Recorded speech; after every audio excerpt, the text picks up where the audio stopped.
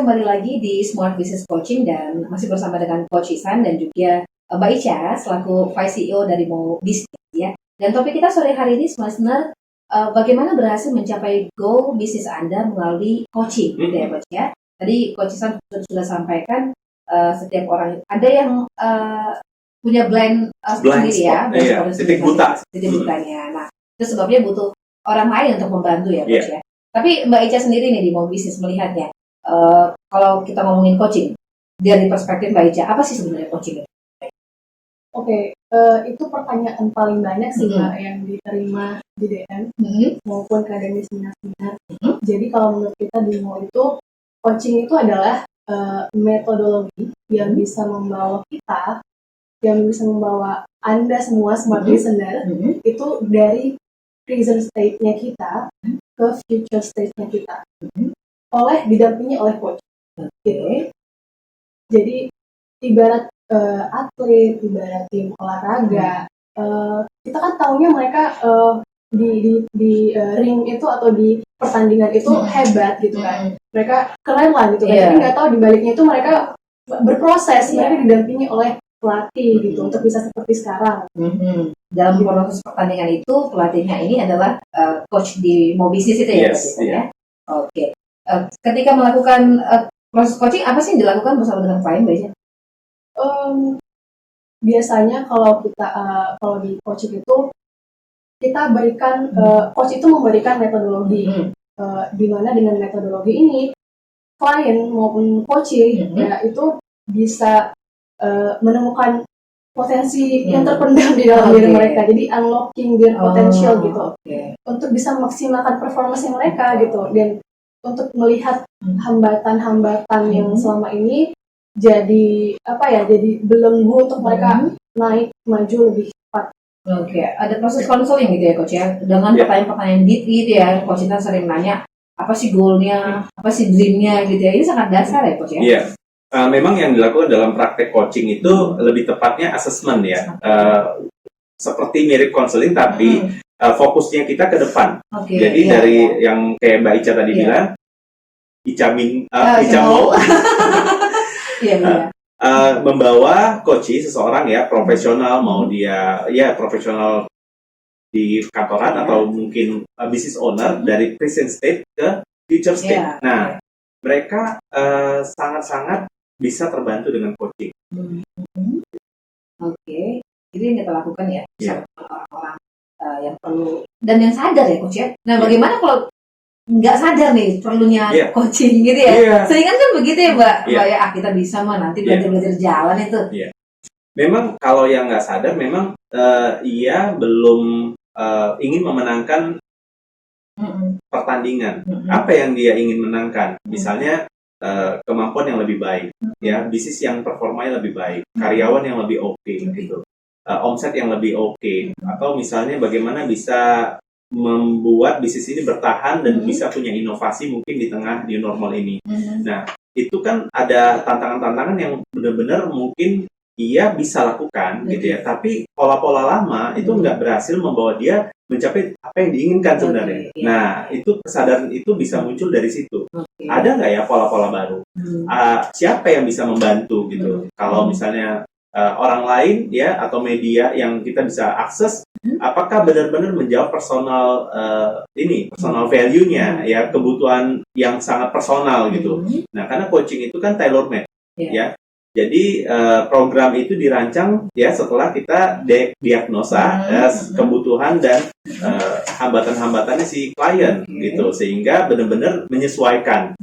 Ya, makanya coaching ini sangat-sangat punya benefit personal gitu. Pertumbuhan bisnis itu bisa dirasakan ketika dia akhirnya tersadar dan dia memilih identitasnya, kemudian memenuhi konsekuensinya dengan melakoni atau memerankan performa terbaiknya gitu.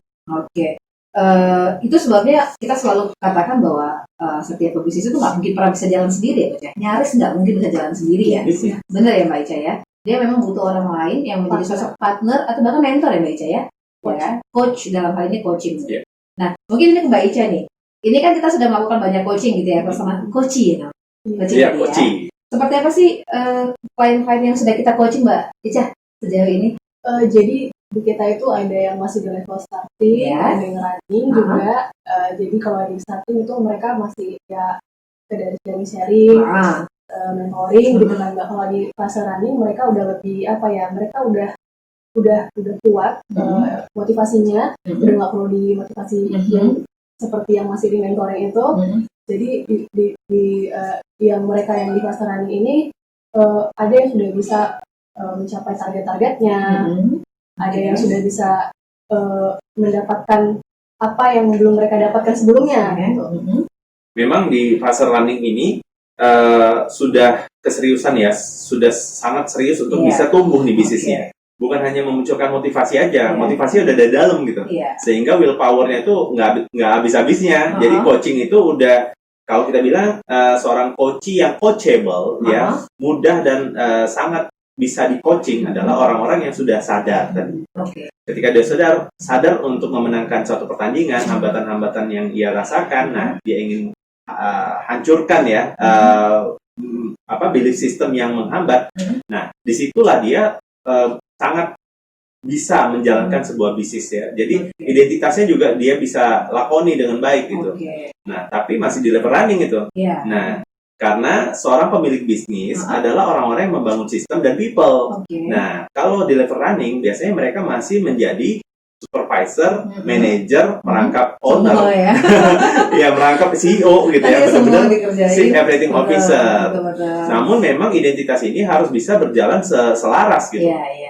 Ya, sehingga dia bisa mengelola kapan dia saat dia menjadi supervisor, mengawasi gitu ya, atau sekali-sekali membantu staff gitu ya, atau menjadi manajer, membuat plan-plan yang strategis gitu ya, dan mengevaluasi bisnisnya dengan 4 aspek yang kita sebut dengan key business activity gitu ya. Pertama, key activity bisnis ini adalah bagaimana aspek finansial di bisnisnya, bagaimana aspek customer di bisnisnya, bagaimana aspek internal proses di bisnisnya, apakah bisa dipastikan berjalan dengan baik gitu ya, apakah bisa berjalan dengan konsisten menuju visi gitu ya, dan bagaimana aspek learning and grow-nya gitu, bagaimana pembelajaran dan pertumbuhan dari bisnisnya. Ada yang bilang, coach, kalau kita dapat komplain gimana ya coach cara menghadapinya? Nah, di kita itu udah merubah makna ya, komplain itu menjadi learning and grow. Jadi nah itu adalah masukan untuk bagaimana tim bisnis bisa belajar dan bertumbuh gitu. Nah itu kan aspek-aspek yang harus dievaluasi ya, dibuat plannya dan dievaluasi. Nah kemudian nggak cukup sampai situ gitu. Ketika dia memang mau benar-benar menjadi business owner, pemilik bisnis dan jadi entrepreneur gitu ya, dia harus bisa membangun visi, misi, value-nya gitu, dan memastikan value, people, proses itu berjalan dengan efektif. Levelnya apa aja sih coach? Running yang terakhir? Iya, starting. Yang pertama, running the business. Jadi pertama starting the business butuh motivasi, butuh ilmu-ilmu. Mungkin bisa dapat di Instagram kita. Ya, ada di Coach Isan, ada di Mau Bisnis gitu ya. Silakan follow teman-teman pebisnis dan smart listeners. Atau juga bisa subscribe selain di Smart FM itu bagus-bagus tuh materinya ya. Ada kita rekamannya di sini ya. Nah, silakan Anda luangkan waktu untuk subscribe dan dengar lagi ya siaran-siaran edisi kita sebelumnya, karena sangat-sangat fundamental ya di awal Mbak Ica. Dari mulai identitas, ada pedagang, pebisnis, entrepreneur seperti apa. Nah, kemudian di YouTube-nya Coach Isan juga ada. Jadi search dan subscribe Coach Isan gitu di YouTube-nya untuk teman-teman bisa dapat tuh. Itu level starting itu aja udah oke sebenarnya. Ya. Tapi ketika dia memang betul-betul ingin didampingi, ya, ingin di coaching itu sampai mereka harus lakukan apa yang mereka nggak suka lakukan, tapi harus dilakukan. Ya mau nggak mau ya, coach. Iya. Dan itu memang mereka butuhkan gitu. Nah, makanya harus ada orang yang di luar dia, partner atau teman yang disebut dengan coach profesional, gitu, yang netral, untuk bisa membantu dia deliberate practice, latihan yang bisa disengaja untuk bisa jadi mastery gitu. Ya, jadi ahli, jadi expert di bidangnya yang belum dia miliki untuk mencapai tujuan. Itu aja sih. Artinya ketika seseorang berada di posisi level running gitu ya Mbak Ica ya, artinya dia sadar betul apapun yang disampaikan oleh coaching dia harus aplikasi gitu ya. Harusnya begitu. Walaupun prakteknya ada aja tantangan-tantangan yang mana ketika di sesi coaching dengan pertanyaan-pertanyaan yang powerful dari seorang coach yang profesional itu akan bisa membuat itu terbuka jadinya ya, jadi bisa dilakukan karena coaching dan coaching ini kan metodologi dan implementasi, bukan hanya sekedar metodologi, tapi bagaimana metodologi yang terbaik untuk dia dan bisnisnya bisa diimplementasikan.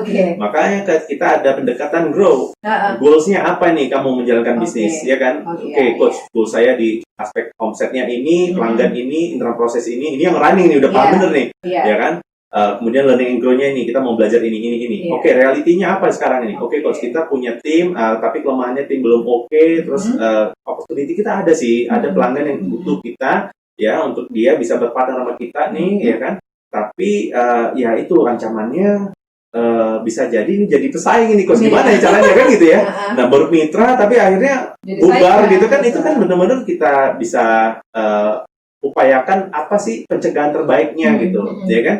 Nah, jadi kemudian apa pilihan-pilihannya gitu ya? Optionnya apa aja nih? Oh, saya akan buat SOP, saya akan training karyawan saya, tim saya akan buat legalnya, saya akan daftarkan merek saya gitu ya.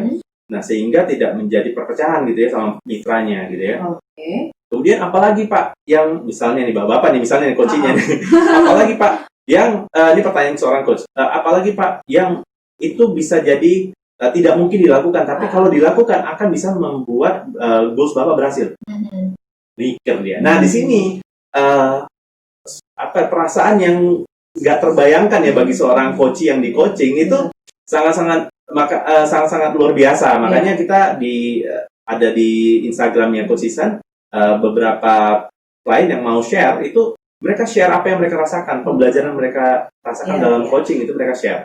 Nah, kemudian nggak seberhenti sampai situ, Mbak. Nah, levelnya adalah setelah tadi goals, reality, dan option apa yang harus dilakukan. Nah, apa nih will commitment-nya Bapak? Gitu. Jadi, will commitment apa ya? Ya udah, dia sampaikan, saya akan lakukan ini, kalau enggak saya akan dapat punishment ini. Gitu. Dia berpikir sendiri ya, Pak? Dia berpikir sendiri. Nah, kemudian pertanyaan yang powerful nih, ya apa yang membuat Bapak tidak melakukan? Saya tidak akan lakukan ketika saya harus follow up lagi terus payah capek gitu ya, karena saya orangnya kan kemudian dan lain-lain. Akhirnya dia menyadari apa yang menjadi hambatan. Nah, itu kita beresin lagi tuh. Artinya ketika seseorang sadar betul di proses atau di level running, sadar betul butuh di coaching, mungkin dia putus spirit we are the champion kali. We are the champion, benar. Karena memang di coaching ini coach sendiri ada goalnya adalah untuk mencapai bagaimana seorang pebisnis bisa mencapai goalnya. Goalsnya, ya. Oke. Saya juga pengen bertanya pengalaman selama melakukan coaching ya. Udah lama nih berpartner coaching sama Mbak Ica. Tapi kita break dulu ya. Kita akan lanjutkan. Ada lagi yang growing belum dibahas. Apa tuh? Tadi itu di levelnya ya. Iya. Ada starting, ada running, ada growing. Kita keep dulu nih. Oke, kita akan bahas di segmen selanjutnya ya, Mas ya. Kami akan kembali untuk Anda, Ustaz.